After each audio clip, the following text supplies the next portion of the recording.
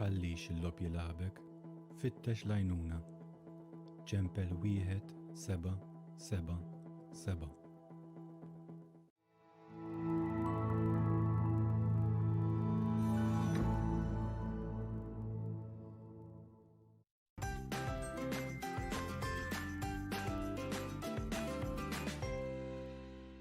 Nilqakom lura magħna, grazzi tal-li qegħdin nissegwu niskata wasal inħin biex nilqakom l-aħħar mistieden li għandna fuq is-sufan. Fil-fatt huwa Kane Side issa drajtuh sew għaliex kull 15 qiegħed ikun mistieden magħna fuq il-programm u qegħdin nittrattaw propju anki il-lob responsabbli għal fatt li grazzi għal fondazzjoni qed inwasslu dawn l-inserts waqt il-programm tagħna biex finalment inġibu konxi anke lit-telespettaturi tagħna. Fil-verità bħalissa għaddejja kampanja anke permezz ta' Television Malta fejn qegħdin naraw dawk il-messaġġi, dawk ir-reklami żgħar illi qed iġibuna konxi ta' x'jiġri meta persuna tispiċċa tintilef anki fil-lob. U għandkom ftit messaġġi interessanti immens kien minn dak li qegħdin naraw. Kif inti? Ninsab tajjeb. Nsallimlek Angela u nsellem lit-tim kollu wara dan il-programm. Jiena ngħidlek grazzi anki tal-li qiegħed magħna fil-fatt. Illum nixtieq li nittrattaw ftit anki dak il-lob tal-azzard. Lob tal-azzard estrem biex ngħidu hekk fejn sansitra jintlabu sfortunatament anki fuq il-mejda kultant oġġetti ta' valuri kbar. Qabel konna narawhom f'xi film dawn l-affarijiet min jilgħab hekk u min jilgħab għalhekk. Imma fil-verità dawn huma reali. Iva, l-estremità teżisti f'kwalunkwe, tista' teżisti f'kwalunkwe ħaġa li nagħmlu f'ħajjitna. L-estremità fejn jidħol il-lob tal-azzard hija realtà u l-fondazzjoni l-lob responsabbli tħoss li huwa d-dover tagħha, id-dmir tagħha li tinforma lin-nies bħala prevenzjoni. Tinforma lin-nies biex dawk kollha li jkunu qegħdin jattwaw il-lob tal-azzard tagħhom, il-gambling tagħhom, kemm jista' jkun ma jaqgħux ma jiġux darhom mal-ħajt b'dak il-mod. Issa, il-Fondazzjoni Lob Responsabbli wettqet stħarriġ parti minn proġett ta' 1.1 miljun euro, parzjalment finanzjat mill-Fond Soċjali Ewropew, fejn f'dan l-istħarriġ li jkopri l-2018 l-2019. U lokalment qed ngħidu. Iva, rajna li dawk il-persuni li batu mill-vizzju tal-lob tal-azzard problematiku jonfqu bejn 100% u 150% tas-salarju annwali tagħhom. Li diġà ħafna. 150% tas-salarju over and above. Yes. Li diġà ħafna. Aħseb wara meta nisimgħu każijiet fuq il-linja ta' għajnuna nazzjonali tagħna 1777 fejn nisimgħu bistejjer li persuni jonfqu numri eċċessivi f'temp ta' ftit ħin. Każ partikolari 50,000 euro fi żmien siegħa. Nisimgħu b'każijiet fejn persuni jilagħbu l-proprjetà tagħhom, il-karozzi tagħhom. Prattikament kif jgħid il-Malti il-persuna tispiċċa tilab ġieħa. Fil-verità, intom li tiltaqgħu anke ma' dawn il-persuni, għaliex taħseb li persuna tasal illi tonfoq ġida kollu anki fil-lob tal-azzard? Persuna tasal biex tilab dawn l-ammonti eċċessivi bl-Ingliż l-ismijiet huma il-kliem huma peer pressure fejn persuna waqt il-logħba tħoss pressjoni minn sħaba stess madwar il-mejda pereżempju. Hemm kelma bl-Ingliż li hija cognitive distortion. X'inhi cognitive distortion? Fejn il-persuna timmaġina li terbaħ ammonti kbar ta' flus biex tixtri proprjetà ikbar, tixtri karozza isbaħ.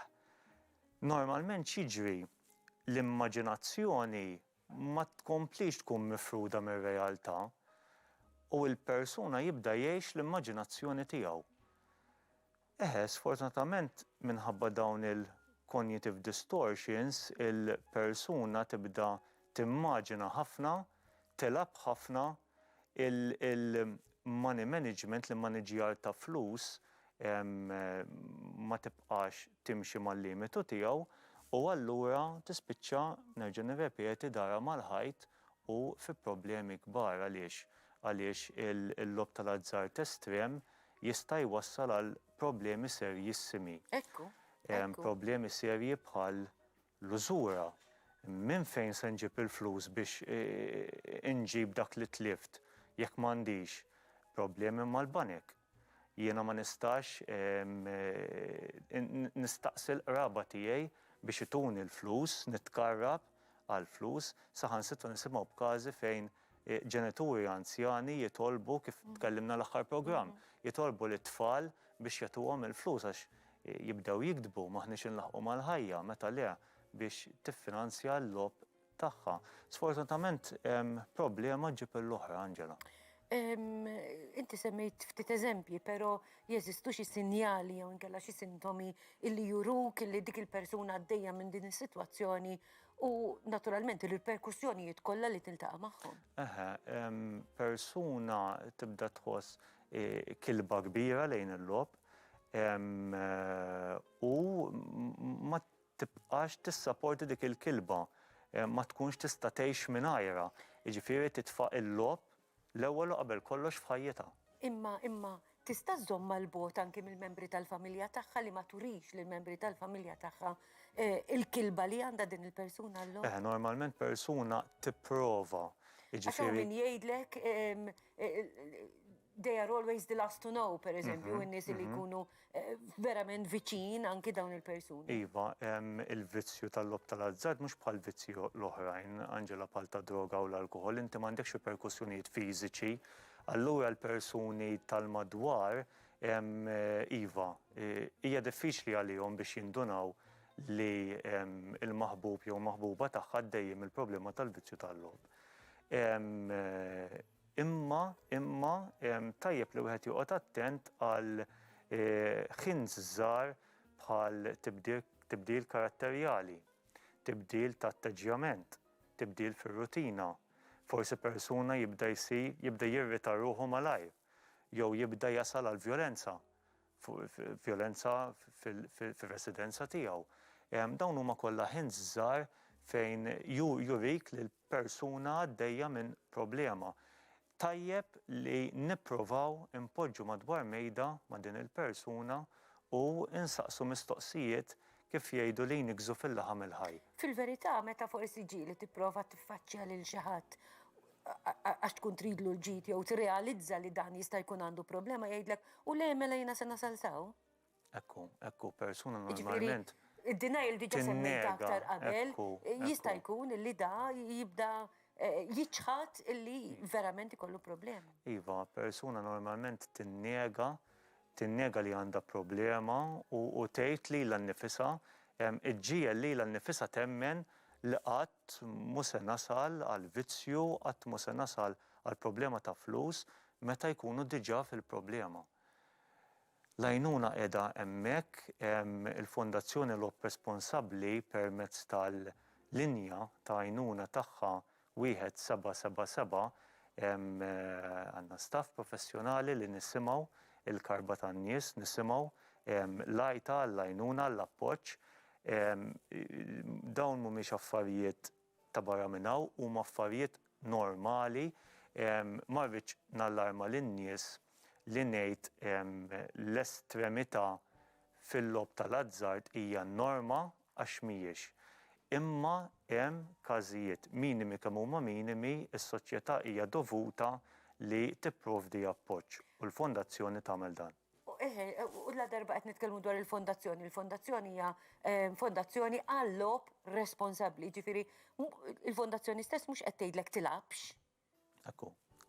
Forsi infehmu anke l-kunċett ta' lob responsabbli. Iva, li persuna tilab f'attività rikreazzjonali u ta' divertiment ma fiha xejn ħażin. L-importanti li nimxu mal-linja ta' kontroll ta' ħin u wkoll speċjalment ta' flus. il-budget tiegħi mhuwiex il-budget tiegħek, Ekku. Angela. Il-ħin li jiena komdu li nqatta' nilab mhuwiex il-ħin li inti komda tqatta' tilab. Il-problemi jibdew jinqalgħu meta dawk il-linji tal-kontroll jibdew jinqabżu ftit ftit. Li sfortunatament ikun hemm każi fejn il-persuna tispiċċa fi problemi serji. Hawnhekk ikun qed jisimgħuna u jsegwuna ħafna telespettaturi tagħna u forsi dak li jkun li qiegħed jarana bħalissa jgħidulek kemm nixtieq nagħmel kuntatt jew naf b'xi ħadd li għaddej minn din is-sitwazzjoni illa li sitwazzjonijiet bħal dawn jistgħu jaslu anki għal rovina ta' dak li jkun. Kif qed jgħidilna anki kien hemm ħafna għajnuna għal dawn it-telespettaturi tagħna.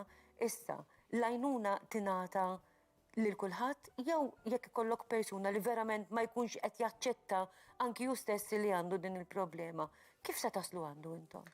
Iva, inħeġġeġ li l-kull min qed jarani bħalissa u jħoss ġewwa fih li għandu problema li dejjem żamma għalih innifsu jew inkella dan il-vizzju qed joħloqlu problemi finanzjarji fil-familja pereżempju, mhux qed isib il-kapaċità li jixxi l-affarijiet essenzjali ta' kuljum lit-tfal tiegħu. Nisimgħu b'każijiet bħal dawn, inħeġġiġkom aċċettaw magħkom infuskom li għandkom problema u aċċettaw magħkom infuskom li għandkom bżonn l-appoġġ, għandkom bżonn l-għajnuna. ċemplu fuq il-linja ta' għajnuna nazzjonali tagħna wieħed 777 iva. Inħeġġixkom ukoll tidħlu fuq il-website tagħna www.rgf.org.mt fejn hemmhekk hemm il-faċilità wkoll taċ-chatline fejn persuna flok iċċempel fuq il-linja ta' għajnuna nazzjonali tagħna tagħmel funzjoni minn din iċ-chatline fejn tinżamm l-anonimità u l-konfidenzjalità assoluta. X'inhu s-sodisfazzjoni jew id-diżappunti li jkollkom intom bħala fondazzjoni meta tiltaqgħu ma' persuni jew illi joħorġu barra mill-vizzju addirittura sfortunatament ikun hemm min ma jkunx irid jisma' minn għandkom u jibqa' dej propju anke b'dan il-vizzju. L-ewwel sodisfazzjon kbir li jkollna lil persuna tagħmel gazz, tagħmel kuraġġ biex iċċempel. Hekk kont se ngħidlek li jkunu avviċinawkom diġà huwa pass pożittiv. Ekku, u mbagħad l-ikbar sodisfazzjon fejn nibdew naraw ftit biż-żmien, ġifier dawn mhux affarijiet ta' malajr, dawn mhux affarijiet li nċempel filgħodu u salada jiena ma nibqax bil-vizzju, dan huwa proċess twil, proċess ta' appoġġ, proċess ta' għajnuna fejn aħna bħala fondazzjoni naħdmu ma' entitajiet oħrajn bħal Setqa, FSWS, bħal Caritas, fejn nippruvaw l-għajnuna tagħna nkomplu nferxuha kemm nistgħu. Nerġa' nħeġġeġ, ċemplu, tiddejqu xejn, dawn mhumiex affarijiet tal-mistrija, dawn huma affarijiet normali li persuna tħoss li għandha problema u tfittex l-għajnuna. U llum hawn l-għajnuna hija b'xejn u x'veru, allura dak li jkun jista' naturalment anki bl-anonimità kollha illi tagħti l-fondazzjoni tkun tista' tgħinkom għal ġid ta' kull wieħed waħda minn dawk il-persuni li verament ikollhom bżonn. Kejn, grazzi ħafna tal-li kont magħna niltaqgħu jekk alla jrid 15 oħra. Grazzi. U hawnhekk jiena jekk tippermettu li nixtieq nirringrazzja lit-telespettaturi tagħna kollha li jagħmlu kuntatt magħna llum, lill-professjonisti kollha li kellna magħna, lil dawk li tkellimna ftit magħhom anke permezz tat-telefon u lit-tim eċċezzjonali li għandna wara il-programm Niskata għaliex mingħajrhom ma nkunux nistgħu nwasslu il-programm fi djarkom. Taħt id-direzzjoni ta' Andrew Bajo, jekk alla jrid nagħmlu appuntament magħkom għal għada wara l-aħbarijiet ta' nofsinhar. Nirringrazzjakom insemmilkom.